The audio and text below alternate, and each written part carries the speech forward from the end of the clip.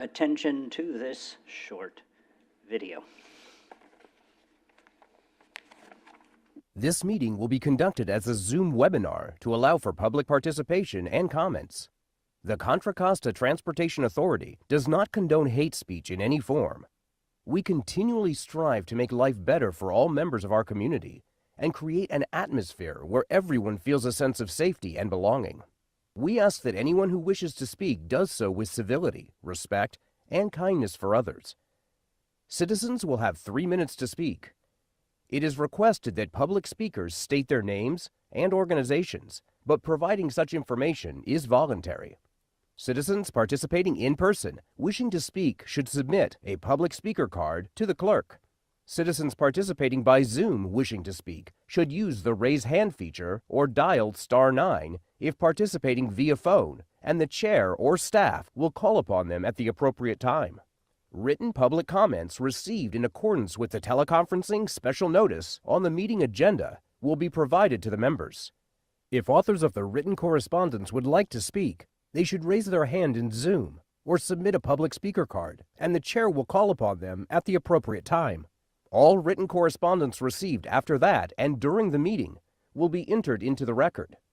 Thank you for participating in a meeting of the Contra Costa Transportation Authority. Thank you, Emily. I think it's time to conduct a roll call. Member Ash? Present. Member Esquivel? Present. Member Essel-Sego? Present. Member Miller? Present. Member Shakaran? Present. Member Wayne? Here. Vice Chair Lovejoy? Present. Chair Carr? Present. All right, we do not have a quorum with members Ajir, Banker, Chahal, James, Patel, Saunders, Stark, and Torf absent. So we will move the consent calendar to the next meeting. Thank you, Emily. Next item on the agenda that we will cover is public comment. Have we received any written public comments? We have not received any public comments. And we have no members in the room? We do not. Okay, and we will skip consent calendar, which takes us to regular agenda items, of which we have 2. First item is an action that will be introduced by Matt and presented by the City of Pittsburgh staff, a review of their calendar year 2023 and 2024 growth management compliance checklist. Welcome, Pittsburgh without the H. And I'll introduce the item. So tonight we are going over the City of Pittsburgh's calendar year 2022 and 2023 Measure J Growth Management Program Compliance Checklist. This is our second East County city of the cycle. Last month we had Brentwood. So tonight we'll have their neighbor to the west. And while staff's getting ready, I'll introduce them. Tonight we have Nat Fan representing the engineering side of things, and Maurice Brenya-Ado, hopefully I got that right, Maurice, representing the planning side of things.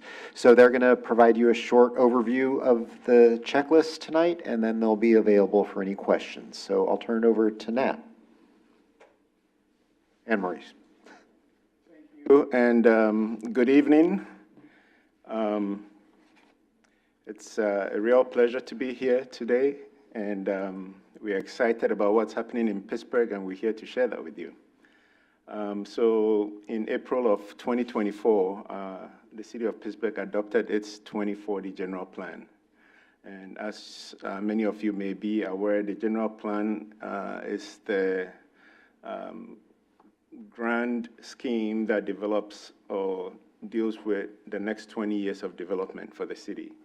Among the items that the general plan covers is land use, growth management, urban design, downtown, economic development, circulation and transportation, community health, and environmental justice, youth and recreation, resource conservation and open space, safety, community, facilities, noise, and then housing. And so that was adopted, and we are pretty excited about it.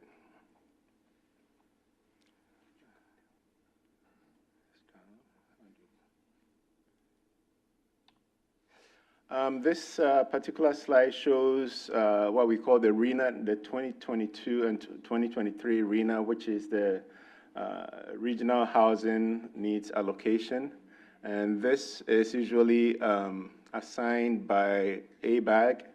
The RENA that was assigned to the city of Pittsburgh was 2,025 housing units that had to be met.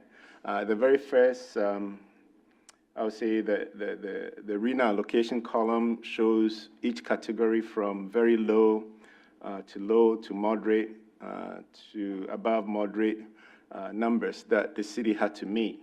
And at the last but one column, it talks about the total units to date that the city has been able to complete. So for very low, we completed 46 units. For low, we completed 346 units.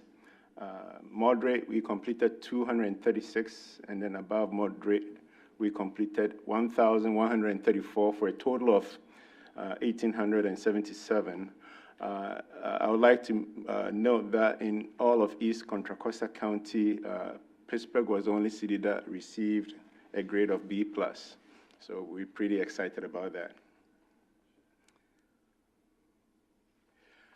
The city also adopted a sustainability plan in 2023, and this plan was our efforts to move away from fossil fuels and greenhouse gas emissions to sustainable and renewable energy.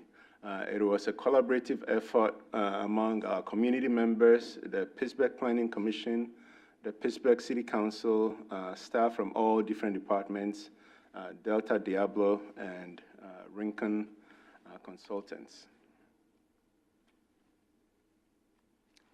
At this stage, I'm going to hand it over to my colleague Nathan to speak a little bit about the transportation impact analysis and the VMT guidelines. Good evening, CAC Chair and committee members. My name is Nat Fan, traffic engineer for the City of Pittsburgh. Thank you again for the opportunity to be here and present to you guys today. Over the last few years, we've been working on a lot of guidelines, policies, and plans.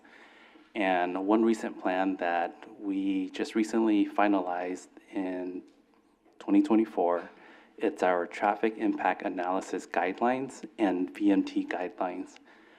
With a lot of our development in certain regions throughout our city, we need to have certain guidelines to make sure that mitigation efforts and improvements are made for the community, and that our transportation impacts are all addressed, so that as we develop as a city, roadways, safety conditions are all met.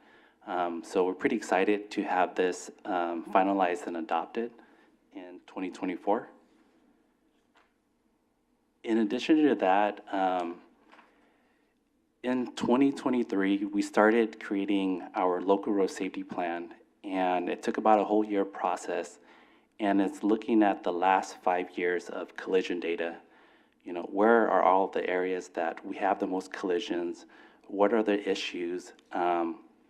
What types of countermeasures do we need to put in place to make it safe for not just vehicles and motorists, but also for pedestrians and cyclists? As everyone knows, we're moving away from just a car-centric mode. We're doing peds and bikes now, and I'm pretty excited it was a good experience to go through the data, see where the collisions are, see what type of improvements we need to make to accommodate all three modes. This local road safety plan is a living and breathing document. It's the objective is to update it every 3 to 5 years. As years go by, different types of collisions, different driver behaviors and all that, it continuously changes. So we're excited to have this first draft, final draft, and we'll constantly keep working on this and improving it throughout the years. This plan was adopted and approved in the summer of 2024. The next plan is, so the City of Pittsburgh has a Pittsburgh Moves Active Transportation Plan. This plan is a set of projects that basically showcase future improvements that we want to make throughout the city for mainly peds and bikes. This plan was adopted in 2020, but with all plans, you constantly need to update it. So we were able to secure the Safe Streets for All grant recently that was awarded, and we're putting another $250,000 to basically update this active transportation plan again. Again, this is a living, breathing document. As communities continue to grow and change, we need to look at all the conditions that are out there to try to make it safe for everyone. So we're pretty excited to jump onto this next update to this plan. And with all these plans and policies that we have, the main objective is to set guidelines out there so that we can make sure that as we develop, as we build, as we continue to expand through areas that hasn't been developed yet, that we make it cohesive to where here's a community, here's a roadway network, here's housing, and to make sure that it all functions. So getting all these plans, sustainability, active transportation plans, local road safety plans, all of these are the building blocks that set up, okay, what's the next plan as developers come in? Thank you, Nat. So I will go ahead and speak a little bit about a few transportation impact analysis that the city has conducted as part of ongoing projects. The first one is a specific plan entailing about 76 acres. This is named as the Pittsburgh Technology Park. It's a data center that is being established at the former golf course, and we believe that it is an exciting project, and it does involve a traffic impact analysis. The other one is a Harbor View development. That's the image to the right. It involves 227 residential units on a 20-acre site. And then the last one, which is at the very bottom of the screen, is a Quick Quack car wash. It's a 3,500 square foot car wash on a 9-acre site. And all of these involve traffic impact analysis. Other projects that also involve traffic impact analysis is the West Leyland Commerce Center. This project involves the extension of West Leyland Road all the way to Avila.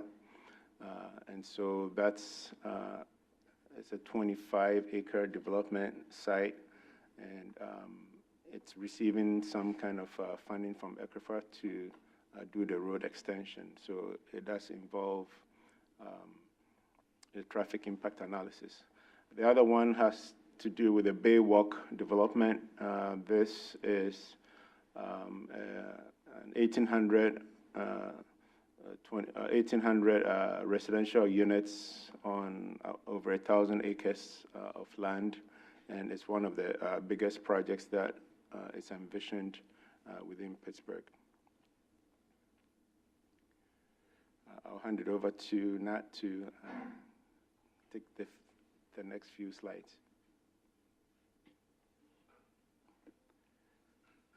So as part of the Measure J checklist, we're asked to showcase what has been our action plans.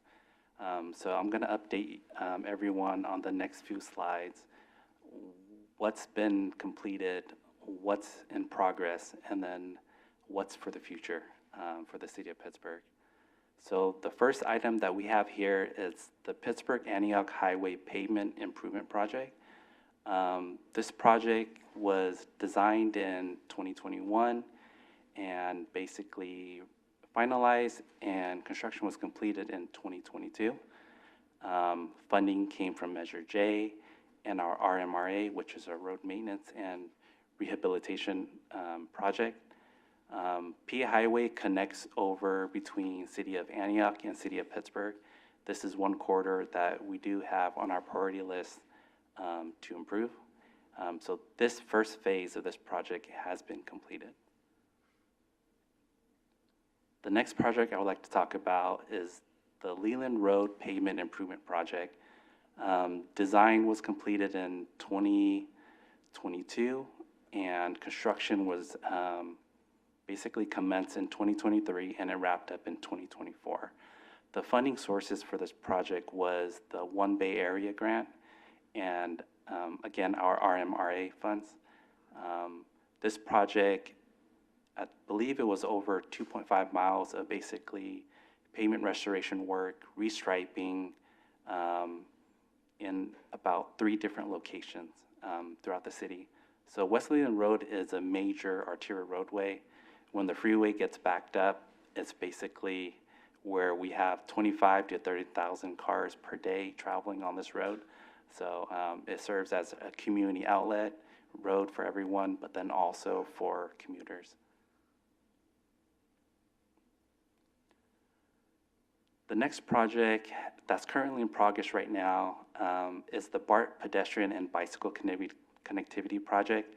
This is one of our biggest Class 1 path that we're building throughout the city. Our previous mayor saved this segment of roadway. It's a little bit close to about a little bit under a mile. So we're building a Class 1 path using this landscaped area to basically move pedestrians and cyclists away from the roadway and onto a further safe path that they can take. The key destinations around this area lead to City Hall, our courthouses, businesses, to the BART station. So this project had a lot of stakeholders involved, and we did receive a lot of funding. The total amount of this project, I believe, is a little bit over $9 million. There's Measure J funding, One Bay Area Grant 2, Pedestrian Bicycle Facilities Grant, Safe Routes to BART, and our TDA grants as well. We started construction in the winter of 2024, and I believe we will be done by this summer. The bottom photo to your left is kind of the photo of what it was without anything. It's just a beautiful green landscape. And to the bottom right that you see there is the path going in place. We haven't done the landscaping yet, but it's all going to come into place soon in the next few months.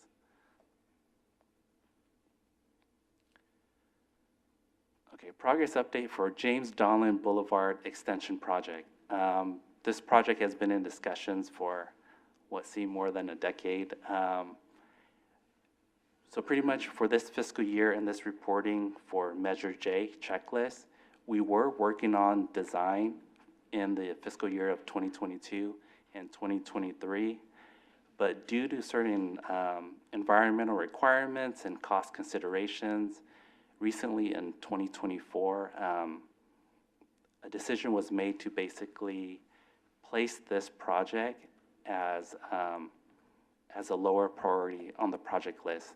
There's a lot of other developments that's happening in the city, and without the full amount of funding, this project would be a little bit difficult to move forward. It's not saying this project is off the list, but it is something that we will make happen. It's just a matter of the timing is a little bit off. So most of the funding that we have designated for the East Contra Costa Regional Fee and Financial Authority will be going to 2 projects that I'll be talking about shortly. The first project, it's West Leland Road Extension Project, which is a 1/4 mile stretch. As everyone knows, we don't have a connection over to Concord. So as we develop on our San Marcos side of the city, there's a heavy demand for a connection over to the next city. And we have a 1/4 mile stretch, and with funding from ECRFA, Our plan is to extend West Leland Road from Santa Teresa Drive over to Avila Road. A consultant has been selected already for this project, and we do plan on starting design work for this in 2025. The next project that is going to be funded through ECRFA funding, it's going to be widening Pittsburgh-Antioch Highway.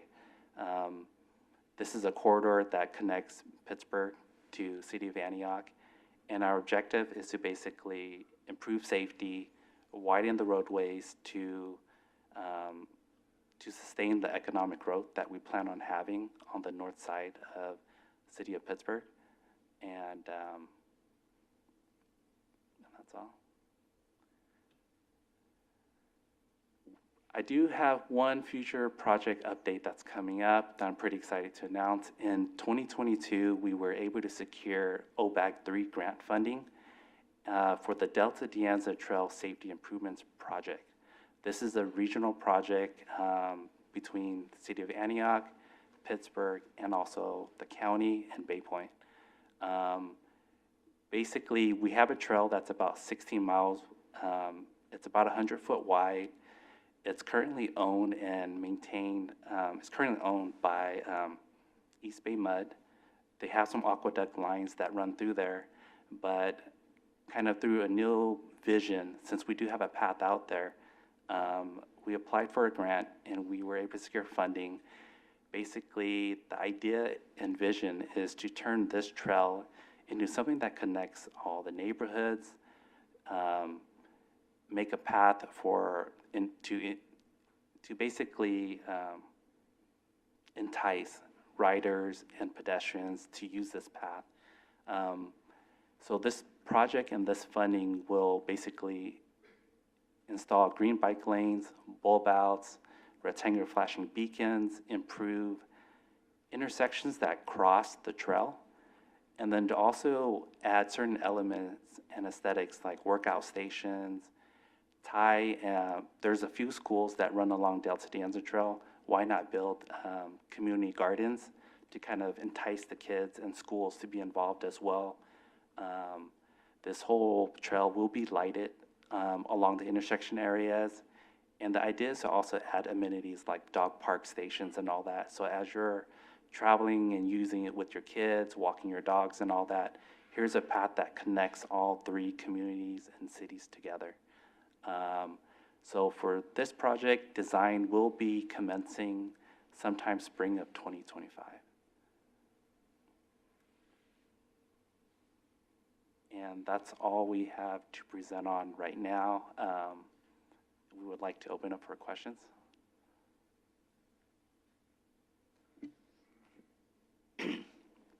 Perhaps I'll start to my left to Member Eselsago, if you have any. If not, feel free to pass. All right, thank you. Thank you for the presentation. I have a few questions. So in the material, when I was going through it, it doesn't appear there were any modifications to the urban limit line. I guess my question then is how does the static approach reconcile with anticipated population growth and regional expansion needs, especially considering the technology park and your vision for it, and kind of like all the attractions that, if accordingly, if it goes to plan, how do you all plan to deal with that? Yeah, the technology park, actually, as I mentioned earlier, is a data center. So the data center, as you can see, yes, it will have some element of maybe workforce, but it'll be, I would say, less labor intensive and more of capital intensive. So we don't anticipate any like population explosion from that. And any ancillary services that are associated with it would be more like serving the park itself as opposed to, so we don't anticipate any population explosion from that itself. Okay. Yeah. Then kind of following up on the technology park project, and I think the report said it's still undergoing traffic impact studies. So what are the anticipated challenges in completing some of these studies? Not to speak to it, but it's kind of nestled within a residential neighborhood. And so to the extent that any kind of commercial activity is going to be taking place, we want to make sure that it's safe for the residents in the vicinity. And so maybe Nat can also speak a little bit to it. So this project is located in vicinity where we do have other key destinations and amenities, which is, a premier soccer field, stadiums that we're planning on building, an indoor basketball stadium and all that. But this Tech Park Center, it's more of a data center with computers and all that. It's kind of nested over in one corner. So when we have our trails and roadways and all that, there's really not a lot of impacts to it. We will hold them accountable for some mitigation, improvements along our frontage roadway. But since they are kind of nested on the south side of a lot of these amenities, there's not that much impact to it. I believe this facility at most is going to have maybe 30 plus employees, but the rest of it is just facilities and computers, and it's like a data center. So with, I guess, just out of curiosity, because data centers use a lot of energy. So how is Pittsburgh kind of anticipating that, the need? PG&E? It may interest some of us to know that Pittsburgh actually has a power plant that generates and sells energy. So that could be one source. But to the extent that they need extra over and above what we produce, I'm sure PG&E will be more than happy to sell them. Okay. One last question. So the MOE requirement, I noticed that it had decreased about 9.2% from fiscal year 2021 to 22 to 2022 to 2023. I think it went from like 948.5 thousand to 861. I was just curious to understand what could have led to that decrease, if you have that. It was on page 24, at least of my presentation material.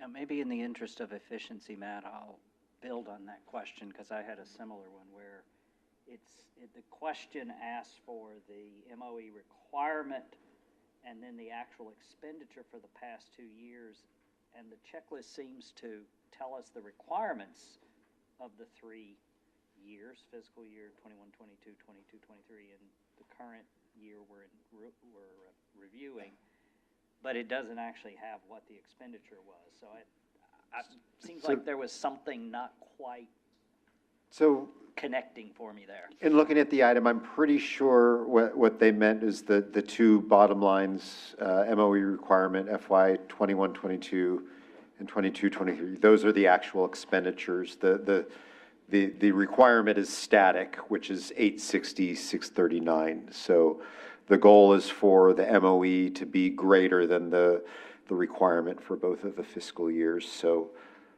I don't want to speak to them why it varied between the years, but that's something we definitely see, just based on annual maintenance, expenditures. I'll let the city weigh in. I've noticed that too on the table, that a lot of the numbers, we met the minimum. One issue that we're having right now too, it takes a lot of funding to basically do these improvements, and currently the city is running on a tight budget, and that's one thing that we have so many different developments, so many different requests, and we're starting right now to kind of weigh things. Where do we put funding to and all that? So based on the measure of effectiveness, we do meet the minimum for the requirement. Would we love to do more? We would. I just kind of wish we had a measure or something that was passed to where we can do more beyond that minimum.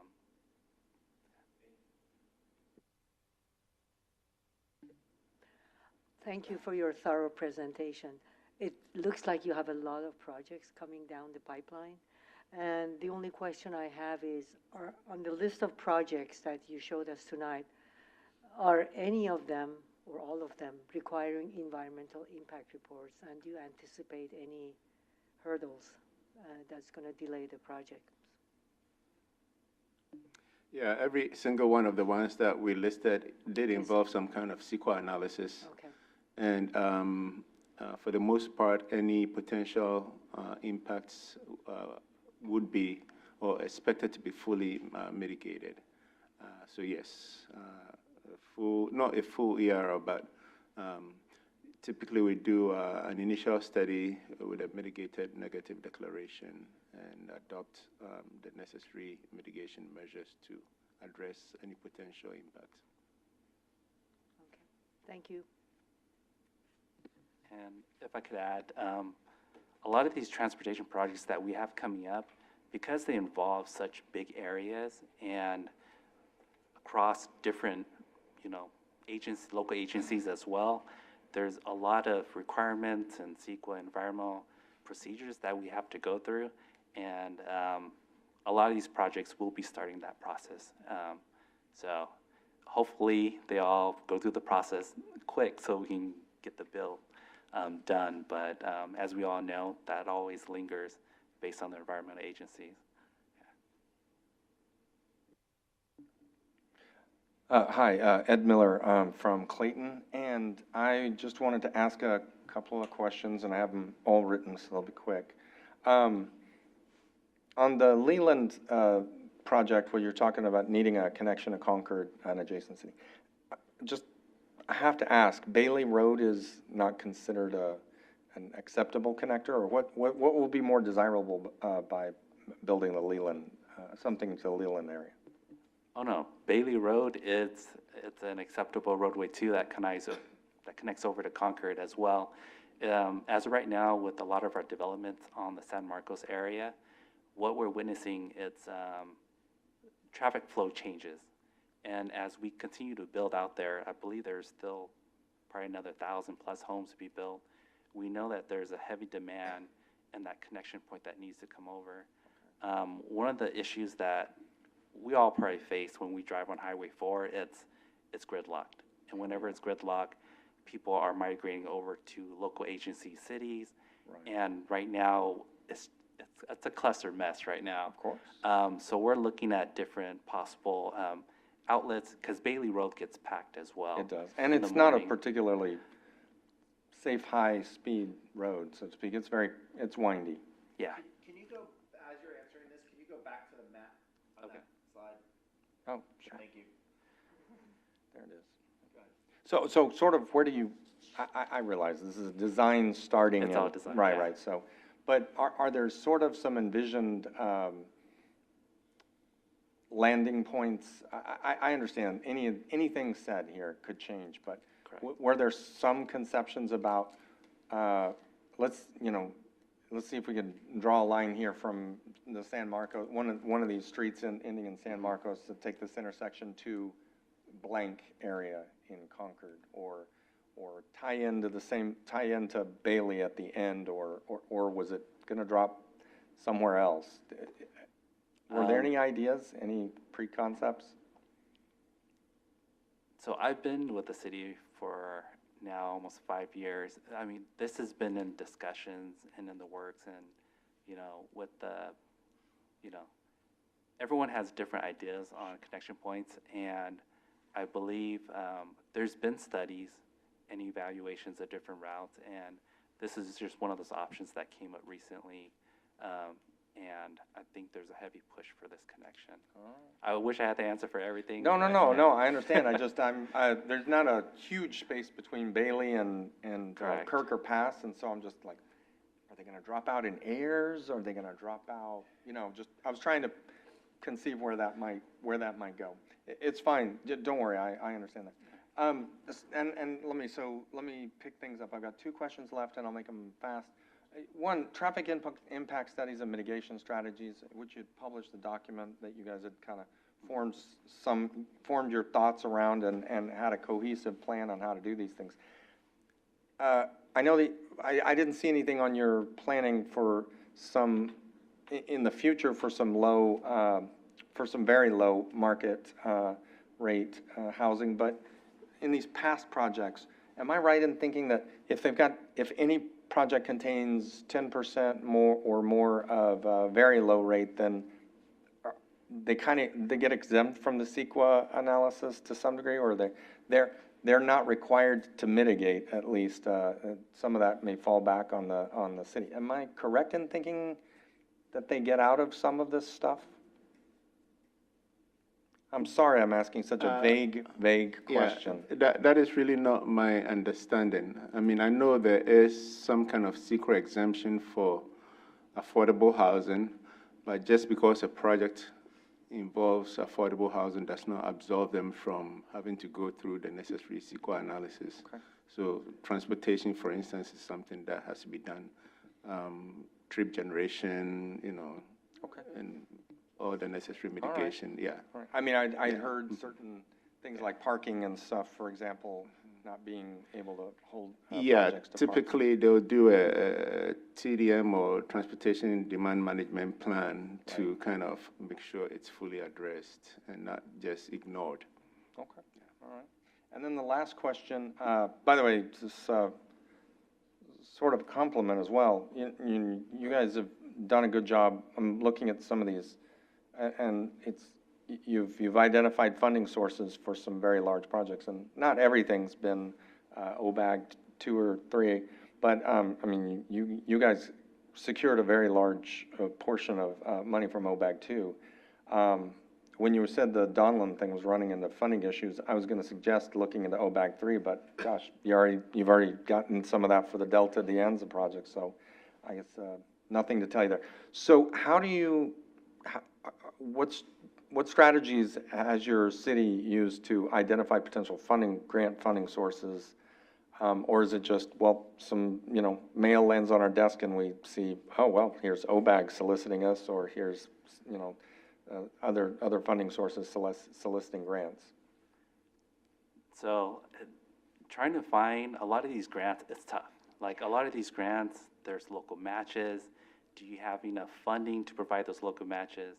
So we've been pretty strategic on trying to apply for certain grants that help the, priority development areas. And it's almost 80-90% of the city of Pittsburgh is a PDA area. So we try to help push for a lot of improvements in those areas. So we do land pretty high on the high scoring list for these types of grants. We have to be strategic on applying for which grants. We don't have a lot of local match funding, so So you gotta be picky. I would love to secure everything and everything out there, because I know there's a lot of funds out there, and everything that's put out by, MTC, CCTA, and everyone, but. But you gotta bring your 50%, so. The yeah, 50%, there's only so much you can. those hurt. Yeah. So we try to go for the smaller. The 30s, yeah. Grants, stuff yeah. like that. One of those funding sources was, something safe to streets, safe for streets? Safe Streets for All? Safe Streets for All. Correct. And that's not Complete Streets, which is more just a philosophy. I haven't heard of this funding, this grant. So where's this out of? So Safe Streets for All, I just applied for this one a few months ago, and then we were able to secure it. There's funds for planning, but then also for elements of short, quick builds, like implementation. Is this a county or a state program? This is a state. Federal? Oh, I it's a believe. state program. Is it federal? Oh, it's federal. Yeah. With federal, okay.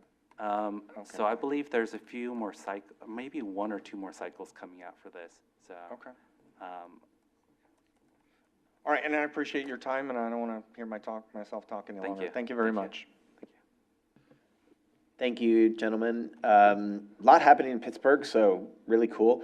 On this West Leland Road extension, I find the found it on the map. Is that 100%, that quarter of a mile, all in Pittsburgh? And when, or is it some of it in Concord, or what? It's all 100% in Pittsburgh. And then as you're flowing traffic in, and this goes to maybe the Antioch extension too, how are you coordinating with Concord on the other side to make sure like traffic lights sync and we're flowing the traffic through and they don't all get stopped? Yeah, that's something that we've been taking into consideration as well. As we move forward with design, the conceptual designs and everything, environmental process, I think that is the process and the time frame when City of Concord will most likely be more involved. As of right now, it's still preliminary. What are we going to do? And as we get into the more details of what needs to happen, what impacts traffic will make for both sides of the city, that's something that will definitely be discussion soon as we kind of, right now it's just a really preliminary process. Okay, awesome. Just because that's like great that you guys are thinking ahead and adding a road like based on future growth. So we don't get to see that a lot in Central County where it's more crowded and built out already. So I commend you for that. And then not something you had talked about, but related to Bailey Road, which becomes Kirker Pass, which becomes Ignacio Valley, is a big thoroughfare between a lot of connecting cities and people crossing over from even Brentwood and Antioch into the Central County.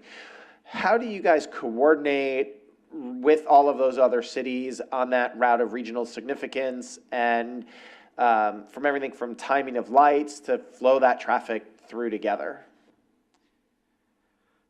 So for this, for coordinating amongst different local jurisdictions, it's always, it's a melting pot. You know, sometimes you work well on things and some things you don't. And in this case, I know each jurisdiction handles their own, region. We do coordinate, we do talk. I haven't heard of anything of any issues lately as to where we need to do more constant coordination. We are in talks and discussions to basically what improvements can we do. And Bailey Road is, I believe that's just one of those corridors that if we can secure a lot of money for it, then we would all be in favor of making improvements there. But for now, I believe we are coordinating for like operations and maintenance, like restriping, repaving, patchwork. We've been working on that and signage upgrades to the area. Great, and I would add light synchronization, because if one city's holding everybody back, and that's why I was asking about this West Leland, right? Like Concord could be like, well, wait a second, this road wasn't here before, we're gonna pause everybody for a 3-minute red, right? It causes you other issues. So I would go to Matt. And don't forget, there's a $13 million federal, that project that CCTA got money for, that is for signal. Yep, smart signals, yeah.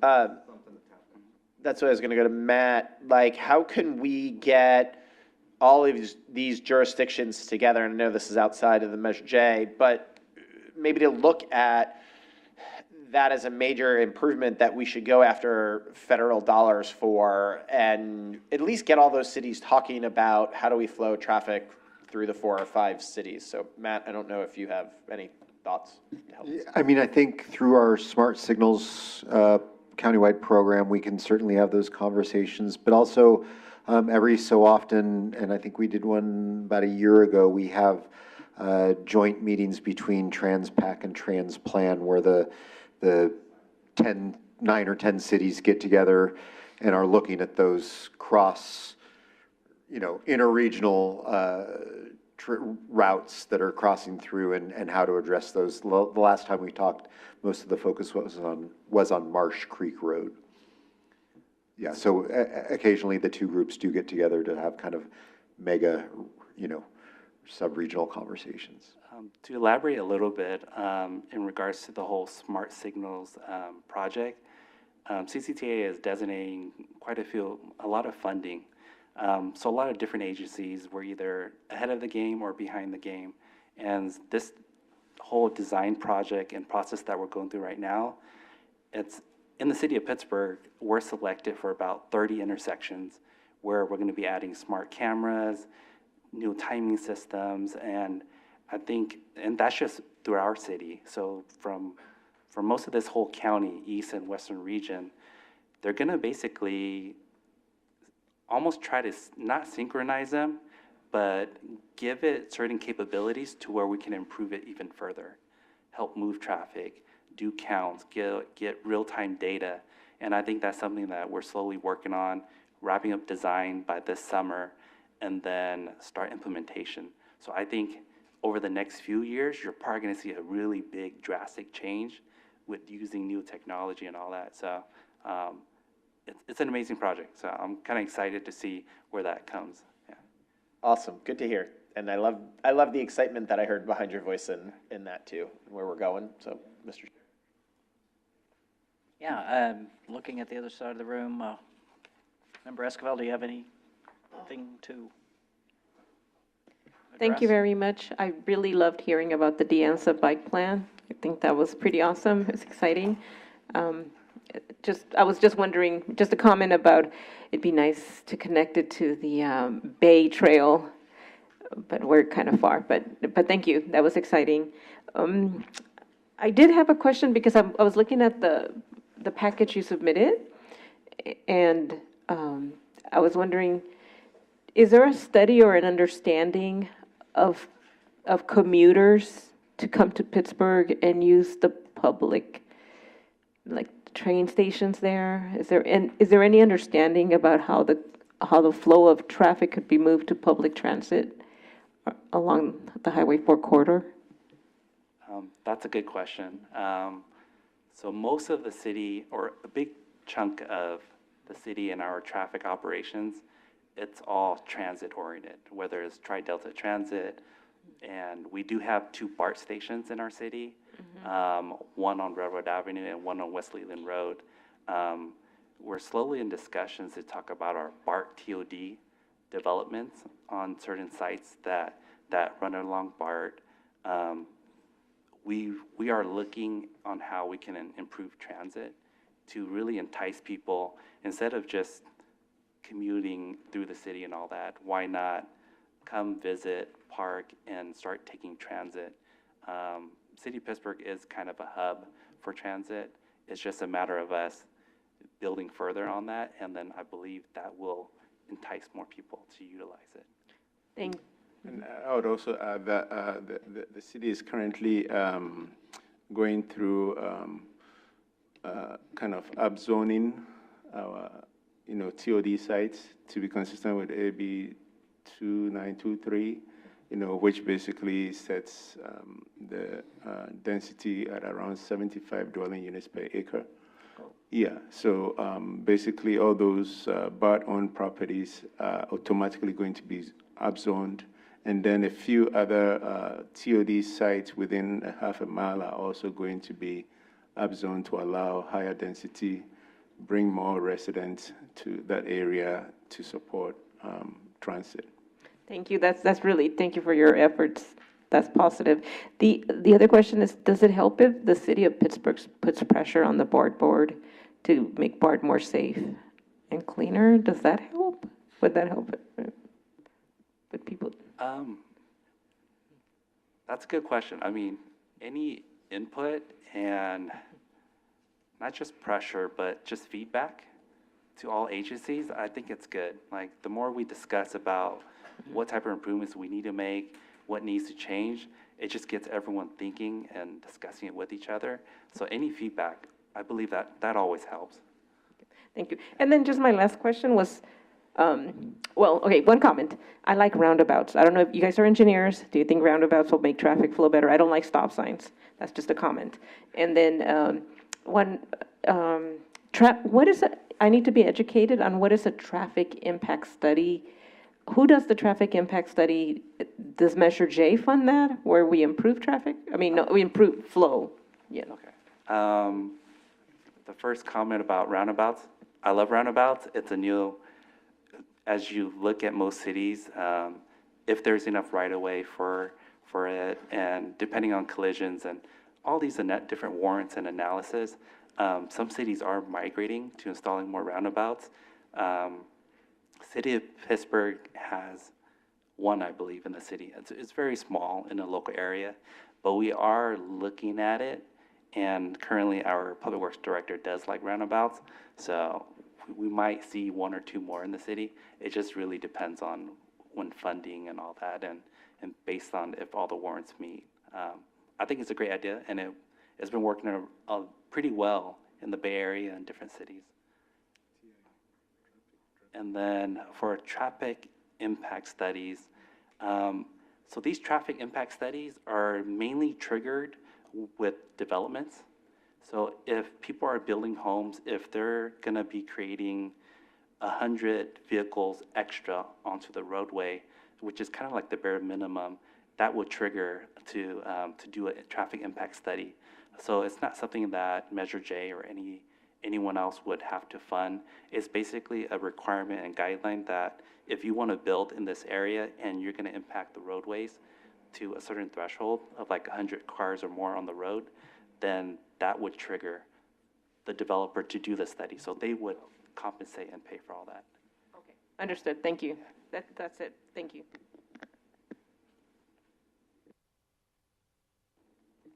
Oh, sorry. Thank you for your presentation. I just have one quick question. So have you considered upgrading some of the park trails for the future expansion of the Glideways project that's in East County that would probably eventually, want to connect with Pittsburgh? We would love that. I mean, so the problem right now, it's Delta de Anza Trail. The funding was never there.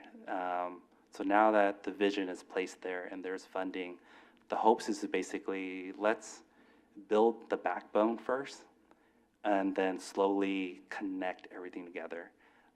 Instead of just piecemealing everything, hopefully we can build one corridor, showcase that everyone loves it, then there's more support to continue the efforts to tie into other different trails like the Bay Trail and all that too. So I just think let's knock out this Delta de Anza Trail and then move on to the next few ones. Yeah. Very good, and good luck. Yeah, so does the BART connectivity project, does that connect to the Delta de Anza trail? It does, it does.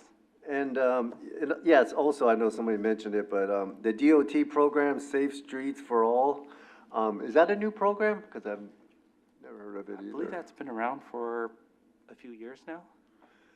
So what's the criteria for that program to use on your projects? For all?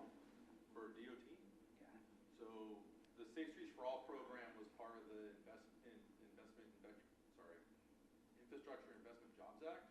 So that program's been going on since the sign in 2022. So it's about 2 years into the program. CCTA has received 2 allocations out of that. We did a $35.4 million allocation. It was the largest in state back in 2023. And then we just recently got another one for planning. But he is absolutely right. It has planning and implementation included in the program. So it was approved as part of the reauthorization of the highway bill. Currently, I mean, in terms of some of the executive orders that have been signed in the last 24 hours, all halts on IIJ funding has been put in place, and so we are working with our federal lobbyists on that. But a lot of this is, I think, play on more on green infrastructure type of projects rather than hard infrastructure, and so we're hoping that a lot of these programs like Safe Streets for All, Smart Grant, as well as the MEGA program will continue to move on. But that program will stay in play in terms of the whole current reauthorization of the highway bill, so anticipating probably another 2 years of funding for the Safe Streets for All program. All right, thank you, that's all. I have a couple of questions. Emily, first, does the arrival of another member change the flow of what we need to do? So we do have an established quorum now with the arrival of Member Stark. So it does not change the flow, but we will now take the consent calendar at the end of this meeting. Okay, very good, thanks. I assumed as much. Yay. Thank you. Agree with other members about the enthusiasm that you bring, and don't want to make your life hard, but I am scratching my head on a couple of things. West Leland Road, it's still up. Had a lot of discussion about it. It's a quarter mile, $34 million. That's $150 million a mile. I see highway figures about 10 million a mile. So help me understand how a quarter mile of road, 4-lane, that's going to dump into a 2-lane road when it gets to Avila. How does that compute? How do you get $150 million a mile for a quarter mile extension of West Leland Road? I just can't wrap my head around that. The big reason why this connection never occurred in the past was there's a big elevation change from one side of Pittsburgh where that connection ends, and then towards the other end of Avila Road. I forgot about 80 feet. So there's a lot of grading and backfill, and that, I mean, roads doing builds, you know, it would be nice if it was all flat grade and we can just connect them both, but there's a huge elevation change on that one. And similarly, it sounds like the James Donlin extension is perhaps pushed well into the future, and I don't think either of these are seeking Measure J funds, is that right? No, they're not. Yeah, because that's another one where $330 million for less than 2 miles of road ends up somewhere in the range of $200 million a mile. You know, when you think about investments into the 680 or the 4 or the 24, I just have to step back and say, is that the right use of money versus other alternatives at that price per mile? Because those are humongous figures. So I struggle with that. It gives me some concerns about the viability of some of the plans here. Yeah, I see the Donlin, the Leland extension, all the money is back end loaded into 28, 29. When I look at the project page, I think it was page 290 or something in the package, 2 something. 317, apologies. You don't construct and spend all the construction and design money in the same calendar year. Your design money is going to be well ahead of construction. I'm not even sure construction can take place in a calendar year. It may actually have to be phased across multiple years. So it feels like, and I'm sure you're following council direction, but it feels more like a wish than an actual something that's going to actually hit the ground and happen. Just gives me some area of concern around just where all of this is going. I guess my final question, and we've had discussions in the past about PCI. I noticed your score is a 57. How does that compare, and I think Measure J does play in this space, how does that compare to where you were, say, the previous time you did a PCI assessment? Where was your PCI assessment then compared to where it is now? I believe our PCI right now it's 59. So I believe over the last few years, we kind of revamped our whole payment restoration, broke it out into different zones in our CIP department, and we probably invested a little bit over $14, $15 million onto our payment restorations, and I believe it's still around 59. It's almost, if we were able to get a measure passed, then we would be able to do a lot more uptick in the score in the PCI if we restored a lot more roadway miles.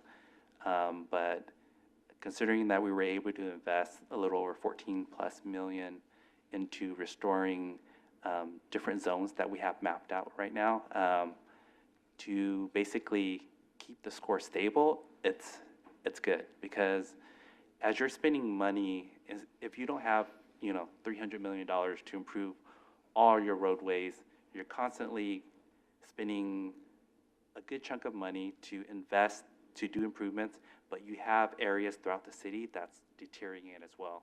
So as long as you can stabilize it to a certain point and maybe pass a measure in the future, then you can up that score. But for now, I think being stable is pretty good for the city.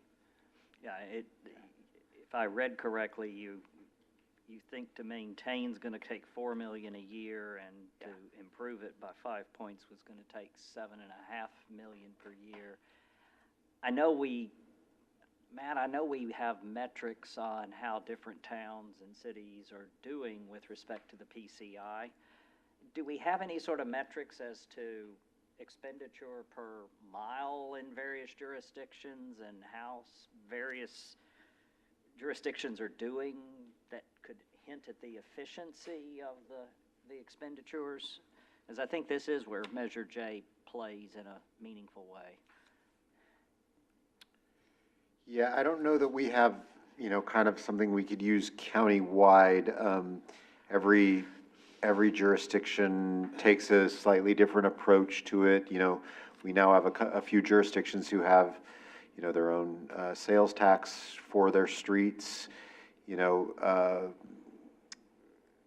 but even there, it depends on the types of streets. Do they have hills? Do they have, how many miles of streets do they have?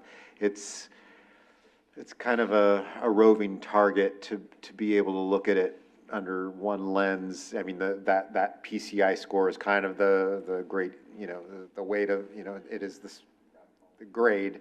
So it is a way to, I guess that is the only way you can really look at different jurisdictions and compare them is by that PCI, but there's so much that goes in to getting to that PCI,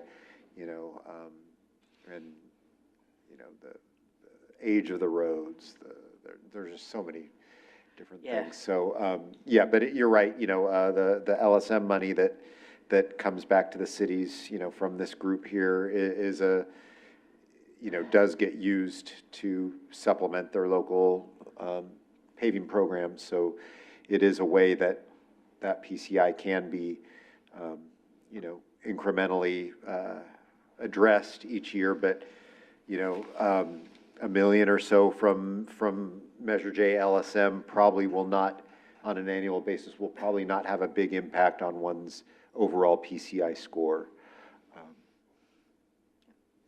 Potentially a unfortunately good project by staff to say, hey, how can you assess where you're at? And I mean, well, I guess PCI assesses where you're at, but how? Given X dollars, what can you accomplish? And I empathize with the potential. You could be in a place where you're chasing your tail if you're in the 50s. If you're in the 80s, maybe holding the 80s doesn't cost you as much as if you're in the 50s getting to the 60s. I'm sure there's some interesting dynamics there. Both of those are difficult to do, recovering from a low 50s score as well as maintaining an 80s score, both very difficult. Yeah, I would say equally difficult. As much as I would like for the city of Pittsburgh to have a score of like 87, like Brentwood, where the roads are all brand new, it's an uphill battle for us. And I think with certain roadways, different jurisdictions, different cities, some roadways are just gatered, cracked, and just beyond failure. And those roads, they would need so much money just to redo them. Right. But this is where I think it's always a juggling act. What are your operations and maintenance? What are cities doing to help improve, maintain that condition? And I think there's no set solution yet, but there are studies that are done, whether it's annually or every biannual inspections and reviews of all these PCI scores. Okay, thanks. So let's see. I think now that we have quorum, we can move this forward, and On that basis, I need to ask if we've had any written comments on this item, We have not had any public comments. and no one here in the public, from the public to speak. So I would now ask if anyone wants to make a motion to, So moved to adopt the Measure J funding report from the city of Pittsburgh. thank you, Member Ash. Is there a Second? second? I'll second. Oh, Okay, I'll take it. I think that was an arm wrestle won by Vice Chair Lovejoy. Emily, please conduct a roll call vote. Member Ash? Aye. Member Esquivel? Yes. Member Esselstego? Aye. Member Miller? aye. Member Shakaren? Aye. Member Stark? Aye. Member Wayne? Aye. Vice Chair Lovejoy? Aye. Chair Carr? Abstain. The motion passes unanimously with members Ajir, Banker, Chahal, James, Patel, Saunders, Torf absent, and Chair Carr abstaining.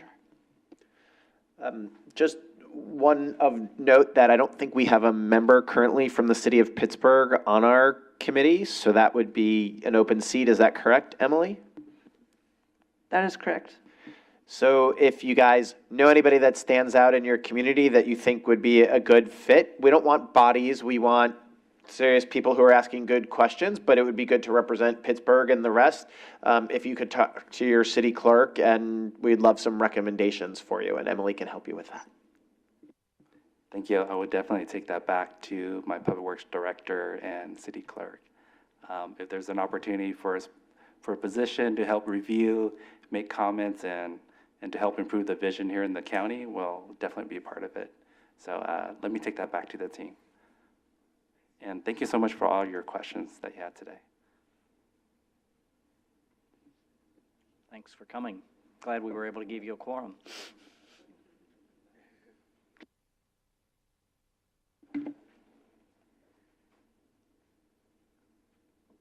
Staff, did you want to circle back to consent calendar now, or did you want to, what's the status of the next information item? Yeah, we can go ahead and take the consent calendar now if you would like. So moved. Seems wise. Member Ash is enthusiastic and says, let's go, let's do it. In a second, we'll,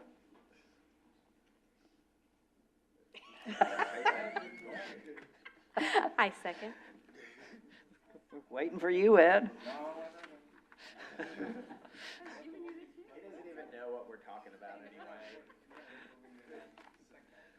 So, let's see, did I miss anything? I guess I should have double-checked that there weren't any written comments for the consent calendar. We have not received any public Okay, comments. very good. No public, no meaningful comments from the committee, it doth appear.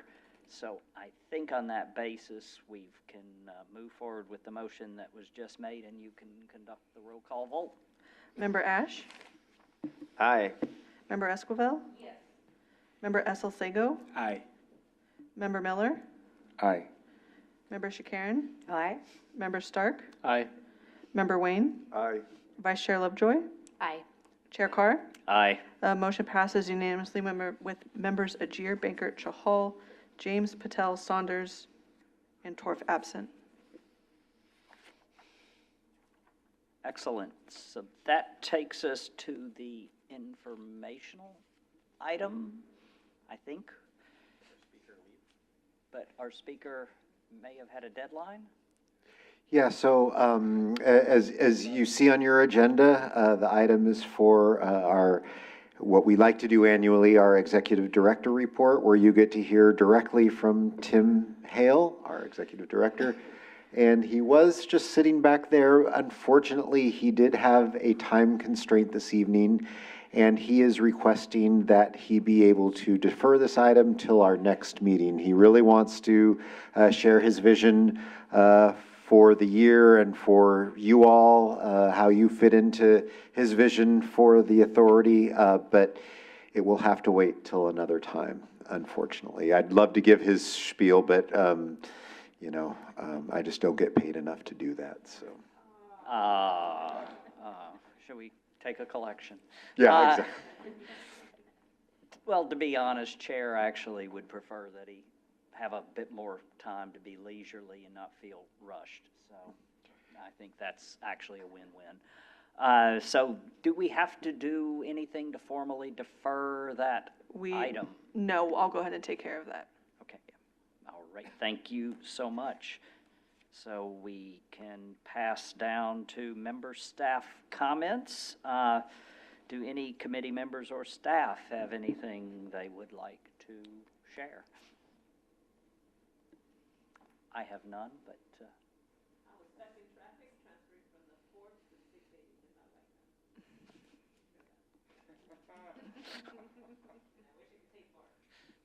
Were you the first person to ever say that before, though, right?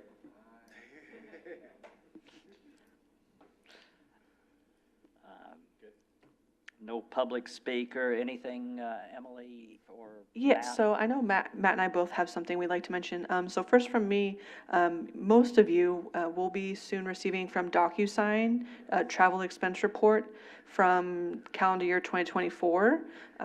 There are a few of you who will, prior to that, receive an email from me if there's anything outstanding we need from you in order to process that, whether it's trainings or vendor information, so we can actually pay you. So please keep an eye out in your email for that. I'll get that out to you soon. Thanks, Emily. Mr. Chair.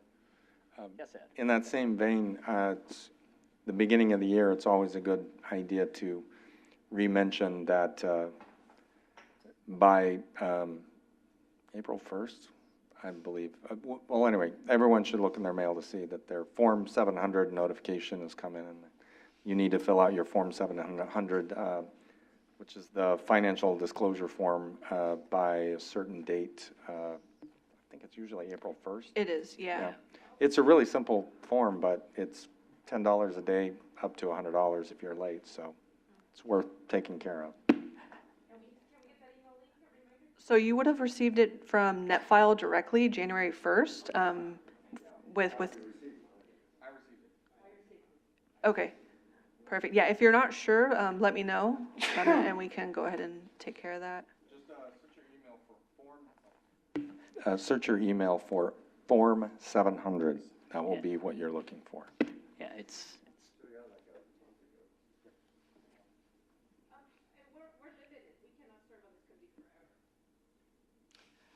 No, I don't believe there's anything in the bylaws or the cities, yeah. I'm living proof of that. It's up to your city, I believe, and Correct. because I actually reappoint read you. the bylaws, and every city has a different set of appointments. Some do it by like 4 years. I know Walnut Creek, we do it every year from our transportation commission, so I actually have to be voted in every year by my colleagues, but yeah. Sometimes it's just the council appointment. Depends on your city and your term limits. You're good. Don't go anywhere. And we still have you, Member Ash. That's phenomenal. Sorry, you're stuck with me right now. You make it under the wire every year. Excellent. Yeah, that Form 700 does sometimes come in on New Year's Day when you're not looking at your email. So that is a great reminder. Thank you. Core. I apologize, Mr. Kelly. Thank you, Chair. Thank you, Vice Chair. So as you probably remember, at the December meeting here, we had a very robust conversation about the countywide transportation plan. We have your input. Actually, some of you even followed up after the meeting, so appreciate that added input. We are now looking for input from the general public, and we've developed a survey that is online, and we're hoping that you, as representatives of your community, might be able to help share that with us, whether it's your own personal network or working with city staff to make sure they are posting it. Emily, was that distributed to all members? It was, Okay, yeah. Okay. So you have the social media information, the information on the survey. We'd really appreciate you sharing it, however that may be, whether it's telling a friend or, retweeting it or something like that. So that's open for, I think, another month, 3 weeks? Yeah, it'll be about a month or so. Yeah. So, yeah, appreciate that. Are you receiving any feedback? Are you monitoring, especially El Cerrito? I'm not monitoring it. I did see it in El Cerrito next door, so I know it's circulating, but I do think we're getting good feedback, but I'm not actively monitoring it. Can you resend that link to us after this meeting? That's like Sure. a clean Yeah, email? I'll include it with the presentation tomorrow. And that's all I have. Next item is correspondence and communications, for which I think we have none this month.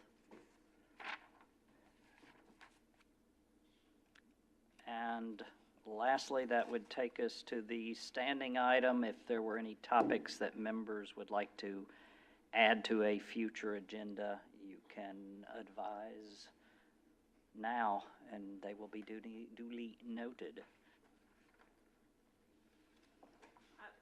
Do we need to be aware of anything that's happening federally? We're locally funded, so we just do what we do. Well, there are lots of unknowns right now. We have a $166 million grant we received from the prior administration for I-680. That is technically up in the air. So, yeah, there's a lot of questions there. I don't know, we normally do that at our authority meeting. We get we have a legislative report from our lobbyist in DC. That's the best way to get the most current information on what's going on there. But I do have a future agenda item for this group, just an overall legislative item where we'd go over, recent California legislation and federal legislation, just things for you guys to be aware of. So I plan to bring that to you in the next couple of months. Thanks, Matt. But if you know anybody in DC, tell them we want our $166 million. Wrong party now.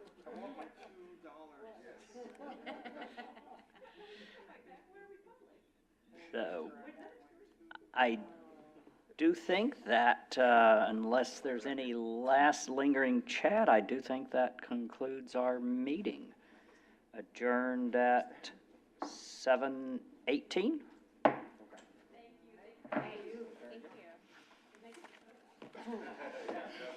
Well done.